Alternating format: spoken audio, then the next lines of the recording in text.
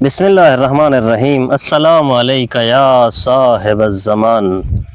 ناظرین، حدیث قدسی ہے، پروردگار اپنے بندے سے مخاطب ہو کر ارشاد فرما رہا ہے کہ میں نے 4 چیزوں کو انی وضعت اربعۃ فی اربعۃ مواضع والناس یطلبونها فی غیرها فلا یجدوها ابدا۔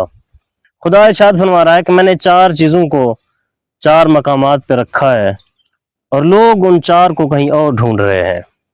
اس کا مطلب ہے ہمیں ان 4 چیزوں کو وہیں ڈھونڈنا چاہیے جہاں پہ خدا نے رکھا ہے۔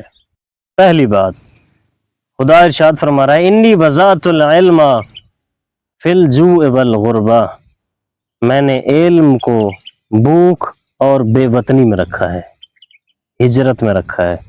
لوگ اسے فراوانی رزق اور اپنے وطن میں تلاش کر رہے ہیں، کبھی بھی ان کو نہیں ملے گا۔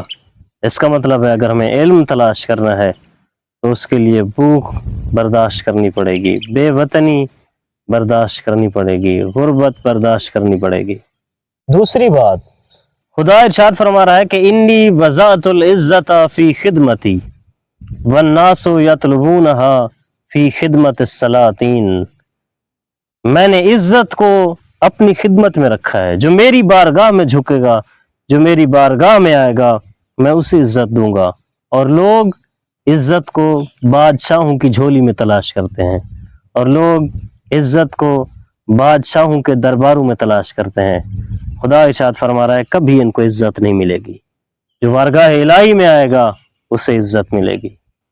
تیسری بات، خدا ارشاد فرما رہا ہے کہ انی وضعت الغنا فی القناعہ والناس یطلبونها بالاموال، میں نے بے نیازی کو قناعت میں رکھا ہے اور لوگ ہمیشہ اسے مال و دولت میں تلاش کرتے ہیں، کبھی بھی وہ اس کو حاصل نہیں کر پائیں گے۔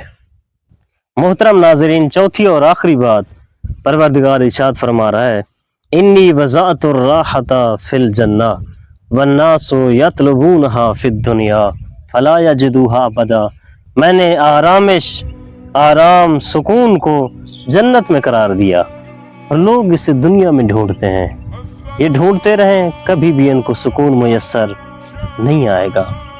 تمام دیکھنے والے جیتے رہیں اور ہمیشہ سلامت رہیں۔